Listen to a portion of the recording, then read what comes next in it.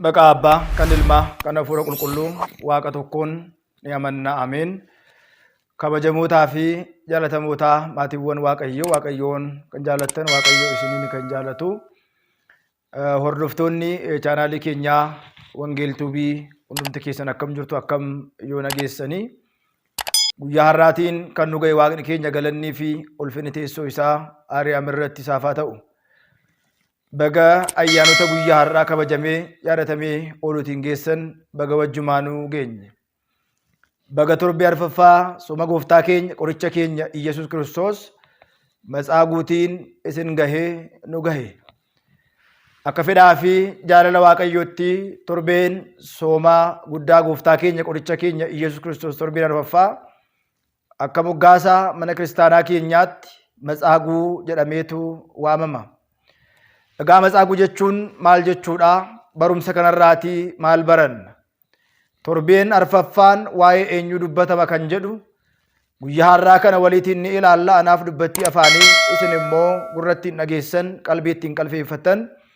Anaafis isiniifis haa kennu. Hordoftoonni chaanaalii keenya Wangeel Tuubii sabiskiraayib fi laayikii fi sheerii gochuu akka hin daganne isin beeksisaa. Hundumti keessan hanga dhuma viidiyoo kanaatti nu ilaaluutiin guyyaa har'aa kana barnoota dubbii sagalee Waaqayyoo matsaaguu jechuun maal jechuu akka ta'e, matsaaguu jechuun hiikkaan maqaa isaa maal akka ta'ee fi guyyaa kana wangeelli guyyaa har'aa dubbifamu maal akka ta'e waliitiin bal'inaatiin ni ilaalla. Egaa akkuma beekamu matsaaguu jechuun maal jechuudha? Torbee sadaffaa irratti akkuma ilaalle, torbee lammaffaa irrattis akkuma ilaalle, torbee tokkoffaa irrattis akkuma ilaalle, akka fedhaa fi jaalala Waaqayyootti torbee arfaffaa irra geenyee jirraa jechaadha. Torbeen arfaffaa immoo moggaasa maqaa kanaa matsaaguu isa jedhu hiikkaa inni kan argate moggaasa qulqullicha Yaareed faaruu inni faarfate irraatii jechaadha. Kanaaf egaa matsaaguu jechuun maal jechuudha? Guyyaa har'aa kana yookiin immoo guyyaa kana keessa, torbee kana keessa maaltu raawwatame, waa'ee eenyuu yaadatama kan jedhu bal'inaatiin waliitiin ni ilaalla. Ka'umsa barnoota keenyaa kan ta'u wangeela qulqullicha Yohaannis boqonnaa 5 lakkoofsa 1 kaasnee gaafa ilaallu bal'inaatiin seenaa isaa waliitiin ni arganna jechaadha. Matsaaguu jechuun namicha waggaa 38tiif siree isaa irraa otoo hin ka'in nama isa gargaaruu dhabee dhibamee baroota waggaa 38tiif siree isaa irratti kufee ture jechaadha. Kanaaf egaa guyyaa kana maaltu hojjetame, waa'ee eenyu dubbatama jennee gaafa ilaallu keessumaa gooftaan keenya Iyyasuus Kiristoos bara barsiisummaa isaa biyya lafaa irra deddeebi'ee gaafa barsiisu dinqiiwwan garaagaraa warra dhibaman fayyisuudhaan, warra beela'an isaaniif laachuudhaan, warra dheebotan immoo isaanitti uwwisuudhaan ciincaa irraatii bishaan baasee samii irraatii immoo nyaata yookiin immoo nyaata dhiyaate sana eebbisee isaaniitiin sooraa turuunsaa ni yaadatama. Gara seenaa har'aatti gaafa ilaallu gooftaan keenya Iyyasuus Kiristoos guyyaa kana naannaa Beeteleem, naannaa Yerusaalemiitiin dhufee jedha. Sababa gooftaan keenya qorichi keenya Iyyasuus Kiristoos Yerusaalemiin dhufuu danda'eetiif ayyaanni Ayihudootaa, warra Ayihudootaa guyyaa kana waan kabajamuudhaaf gooftaan keenya qorichi keenya Iyyasuus Kiristoos naannaa Yerusaalemii dhufee jedha.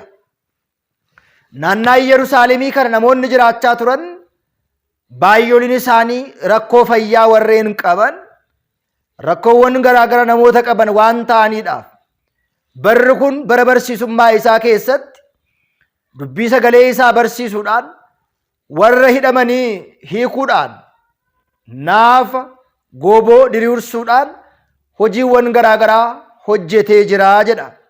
Guyyaa kana egaa gooftaan keenya qorichi keenya Iyyasuus Kiristoos gara kana bakkee kana gaafa dhufu qooqa Ibraayisxiitiin Beetesaayidaa bakka jedhamtu lafa cuuphaa tokko, bakka cuuphaa tokkotu ture jedha. Namoonni carraa eeggatan, carraan fayyuu isaanii baay'ee dhiphoo ta'e namoonni baay'een bakka kanatti argamanii dabareedhaan warafaatiin guyyaa fayyina isaanii ni eeggatu turanii jedha. Sanaan booda yeroo tokko tokko ergamaan Waaqayyoo bakka kanatti argamuudhaan lafa cuuphaa kana qooqa Ibraayisxiitiin Beeta Saayidaa bakka jedhamtu kana fannoo isaatiin yommuu inni tuqu, yommuu inni rukutu, warreen dhibaman, warreen naafaa, warreen jaamaa, warreen ngooboo bakka tsabalaa kana keessa gaafa galan ni fayyu ture jedha. Akka mana kiristaanaa keenyaatti lafni tsabalaa har'as manni kiristaanaa keenya kiristaanonni hedduun hidhaman itti hiikaman, kiristaanonni hedduun dhibaman kan itti fayyan bakkeewwan garaagaraa qabna. Maarree bakki tsabalaa kun seeraan kan taa'e wangeelarra kan jiru ta'uu isaa sirraatti baranna. Obboloonni keenya shakkitoonni yommuu nuti tsabala xammaqannu yookiin immoo tsabala cuuphannu baay'oliin isaanii tsabalaatiin bishaan jedhu. Yommuu nuti fannoo dhungannu fannootiin muka jedhu. Yommuu nuti dibata bara qulqullummaa yookiin immoo qibaa quddusii kan jennu yommuu nuti dibannu hin barbaachisu jedhanii yeroo isaan nu morman ni agarra. Haa ta'u malee garuu bara kana keessa warreen jiran paasteroonni bara kana keessa argaman tsabala irratti kadhatame yookiin immoo paasterichi kan irratti kadhatame jechuudhaan dibanni otoo hin hafiin bishaan haayilaandii otoo hin hafiin yommuu isaan qabatanii gara galmaa yookiin immoo addiraashaa deeman ni agarra jechaadha. Kana jechuun egaa kiristaanonni baay'een bishaan yookiin immoo tsabala harka isaanii jiru bishaanidha hin fayyadu jechuudhaan dibata harka mana kiristaanotaa jiru hin barbaachisu jechuudhaan yommuu isaan immoo dibata gabaarraa bitanii haayilaandii gabaarraa bitanii paasteera baluun kan irratti kadhate paasteera baluun kan irratti kadhannaa taasise jedhanii yommuu isaan qarshii guddaatiin gurguratan ni agarra.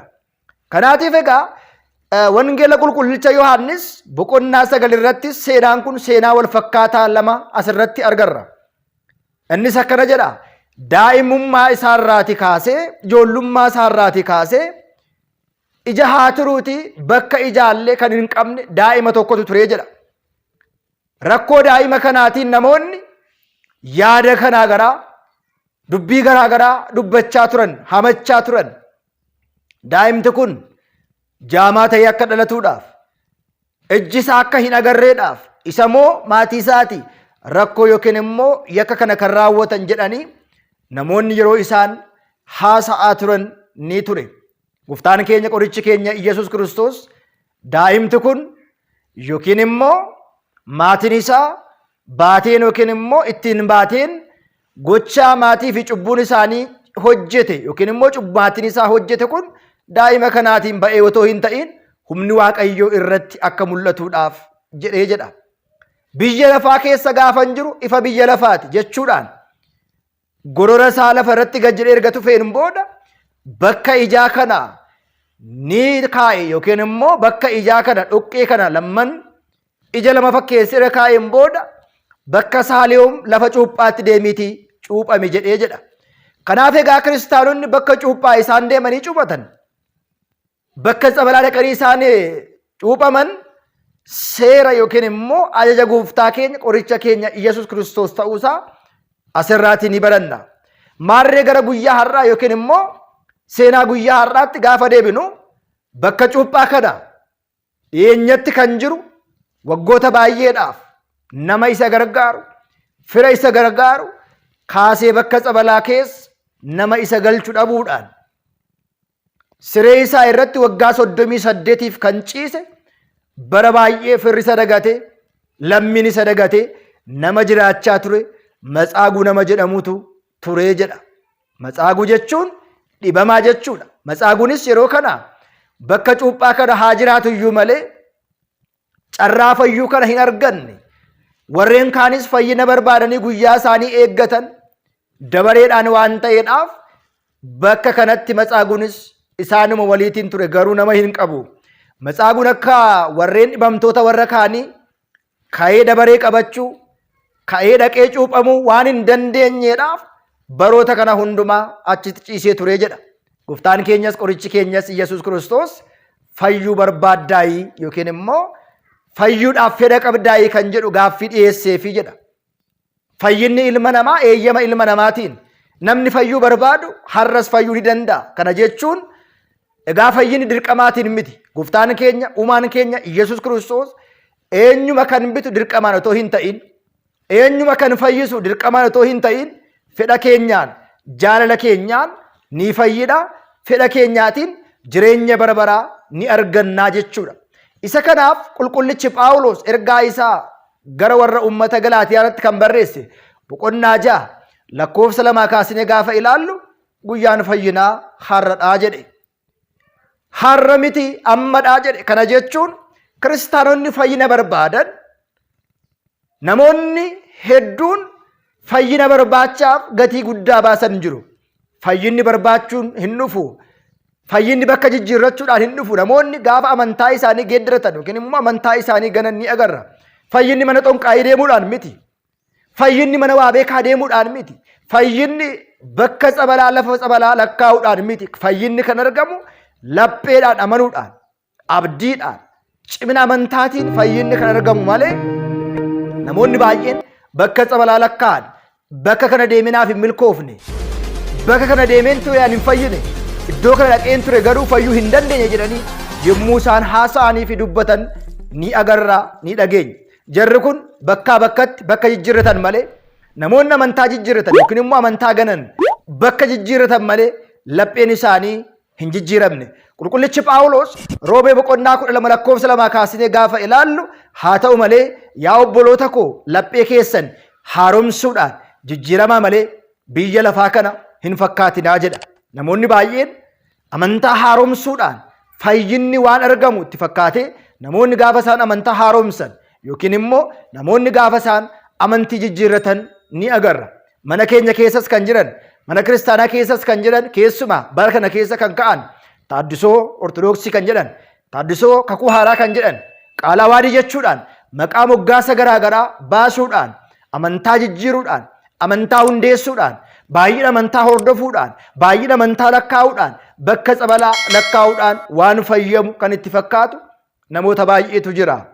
Fayyinni bakka jijjiirrachuudhaan, fayyinni bakka lakkaa'uudhaan, fayyinni amantaa tokkorraa gara amantaa tokkoo deemuudhaan, fayyinni lafa cuuphaa lakkaa'uudhaan hin dhufu jechaadha. Fayyinni dhufuu kan danda'u maaliitiin fayyinni dhufaa? Amanuudhaan, gaabbii galuudhaan, soomuudhaan, sagaduudhaan ta'uusaa beekuun barbaachisaadha. Kanaaf egaa bakka jijjiirrachuudhaan otoo hin ta'in amanuudhaan, obsaatiin, amantiidhaan, abdiidhaan namni dhibame tokko fayyuu danda'a. Waggaa 38 jechuun waggaa 8 yookiin immoo ji'a 8 yookiin immoo guyyaa 8 jechuu miti. Kanaatiif egaa Waaqayyo guyyaa isaa eeggate nama fayyisuu akka danda'u, Waaqayyo guyyaa isaa eeggate waan hundumaa namaaf gochuu akka danda'u asirraati ni baranna jechaadha.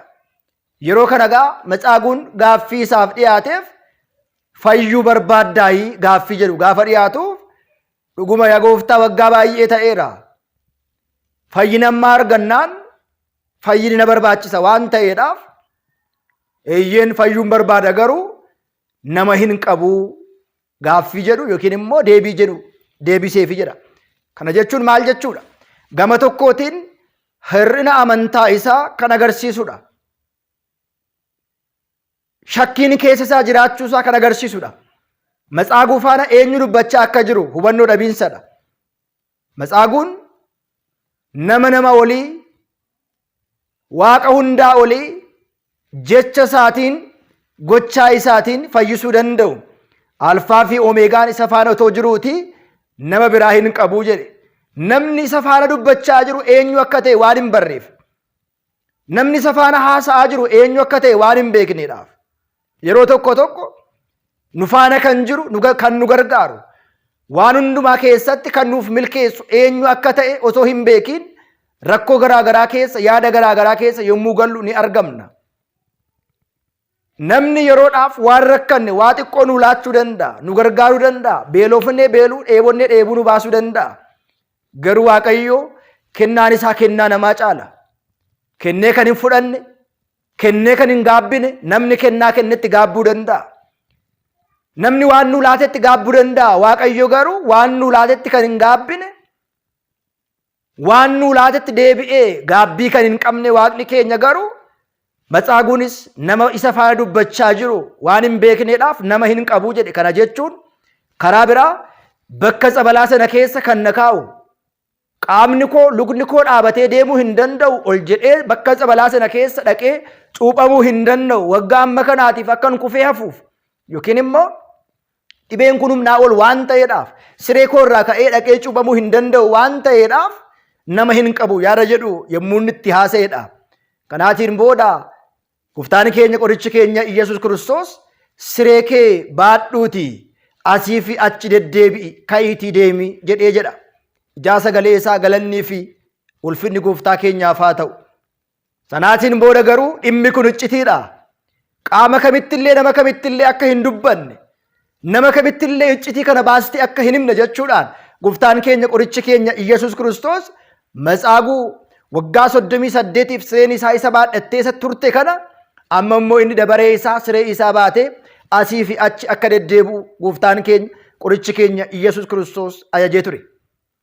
Guyyaan kunis guyyaan isaa dilbata ture jechaadha. Gooftaan keenya bara barsiisummaa isaa keessa guyyaa dilbataa, guyyaa hiikkaa, guyyaa fayyinaa, guyyaa tasgabbii fi warri hidhaman itti hiikaman, warri dhibaman itti fayyan, warri beelaan itti quufan taasisuudhaan hojii fayyisummaa isaa irra caalaan isaa guyyaa dilbataa hojiiwwan garaagaraa hojjeteera. Fariisonnii fi Saduuqonni warreen Ayihudootaa guyyaa kana nyaanni dhugaatiin hojiin kamillee itti hojjetamuu hin qabu jechuudhaan waga axbaaqii yookiin immoo warra seera cimsan waan ta'aniidhaaf guyyaa dilbataa hojii gaarummaa ittiin hojjetan.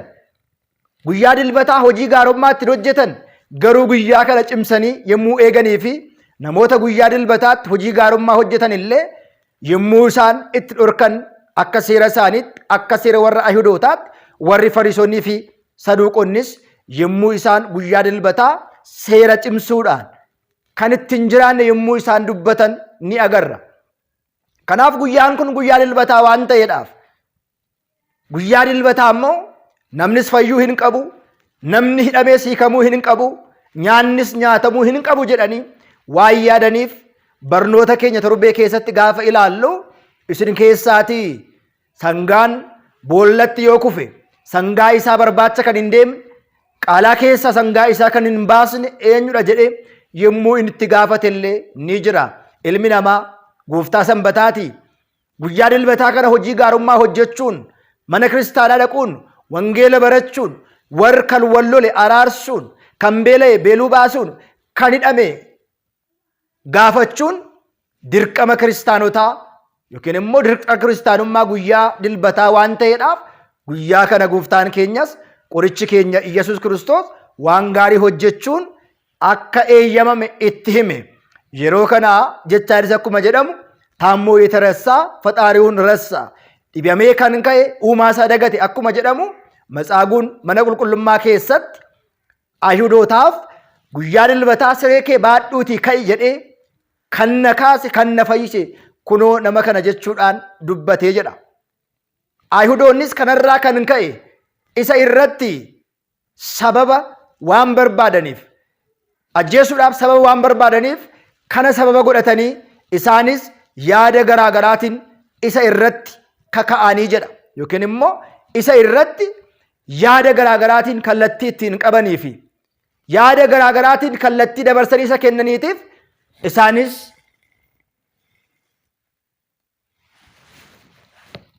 ni yaadanii jedha. Asirraati guyyaa kanarraati maal baranna jennee gaafa ilaallu Waaqayyoon yoo turuyyuu guyyaa qabaachuu isaa asirraati baranna.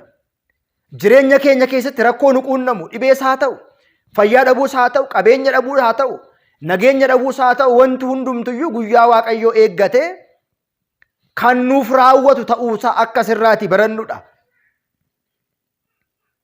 Namni Waaqayyooti hanga dhumaatti obsee eeggate dhibee kam keessaa iyyuu Matsaaguu qofaa miti abbooliin akkasii jiru. Fakkeenyaatiif seenaa Iyyoobitiin baay'ooliin keenya ni beekna.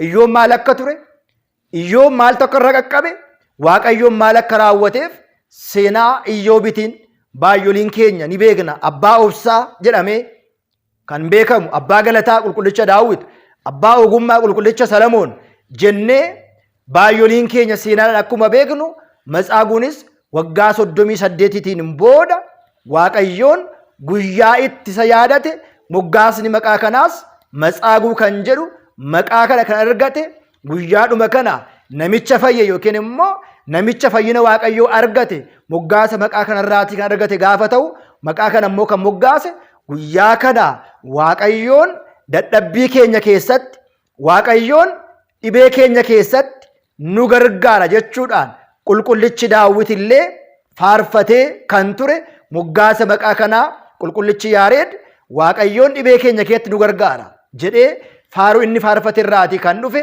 gaafa ta'u qulqullichi Yaareed moggaasa maqaa kanaa Matsaaguu jechuudhaan guyyaa inni itti siree isaa baatee ka'e waggaa 38tiin booda abdii guddaatiin kiristaanni abdiidhaan jiraata.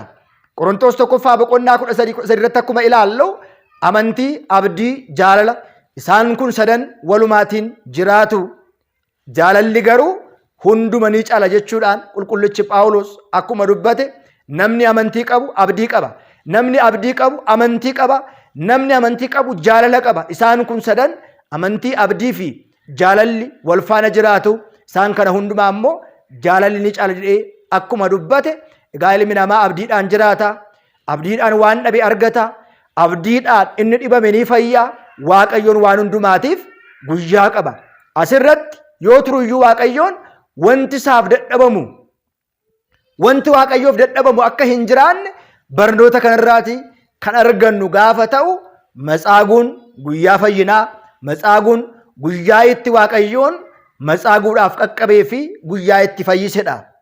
Maarree nutis rakkoo garaagaraa keessa kan jirru, qorumsa garaagaraa keessa kan jirru, dhibee garaagaraatiin qabamne kan jirru guyyaa Waaqayyoo eegganne, Waaqayyootiin abdanne, cimnee Waaqayyootiin eegnee hanga dhumaatti yoo dhaabanne akkuma qulqullicha Maatewos wangeela isaa boqonnaa 24 irratti hanga dhumaatti kan cime inni ni fayyaa jedhe malee kan shakke bakka kan jijjiirrate amantaa isaa kan gane fannoo isaa kan kute hin jedhu waan ta'eedhaaf hanga dhumaatti cimnee rakkoo ammaa kana keessa gidiraa ammaa kana keessa bara kana keessa darbuun hin danda'ama.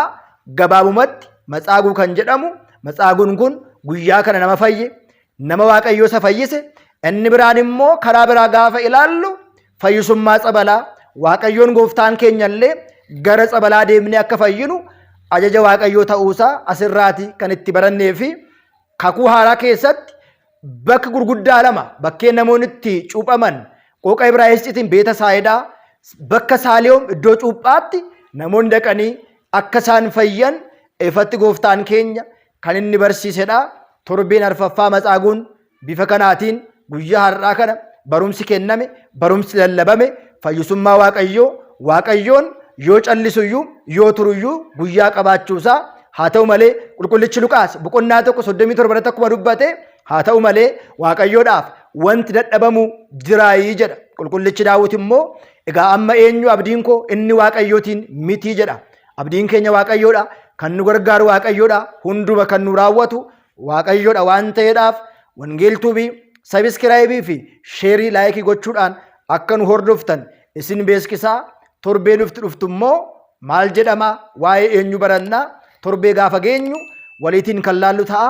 Barnoota waqtawaa argachuudhaaf wangeela suubii sabiskiraayibii fi laayikii sheer gochuudhaan walii dabarsuudhaan akka isin nu hordoftan abdii guddaan qaba. Kan nu barsiise, kan nu gorse Waaqa abboolii keenyaaf galanni haa ta'u. Hunduma keessan waan nu dhaggeeffataniif galatoomaa. Sagalee jireenyaa isinaa dhageessisu. Egaa chaanaalii keenya cinaa taatanii waliif dabarsitanii akkasiin barattan abdii guddaan qaba. Kan nu barsiiseef, kan nu gorse, kan nutti dubbate Waaqa abboolii keenyaaf galanni haa ta'u. Hunda keenya sagalee jireenyaa nu haa dhageessisu. Galatoomaa. Waaqayyo hunda keessan duukaa haa ta'u. Olmaan olmaa gaarii Waaqayyoon nuuf haa taasisu. Jalqaba keenya too hin ta'in xumura keenya nuuf haa bareechu. Hunda keenya duukaa Waaqayyoon haa ta'u. Sagalee jireenyaa hunda keenya nu haa dhageessisu. Waaqayyo sin faana haa ta'u. Nagaatiin ture.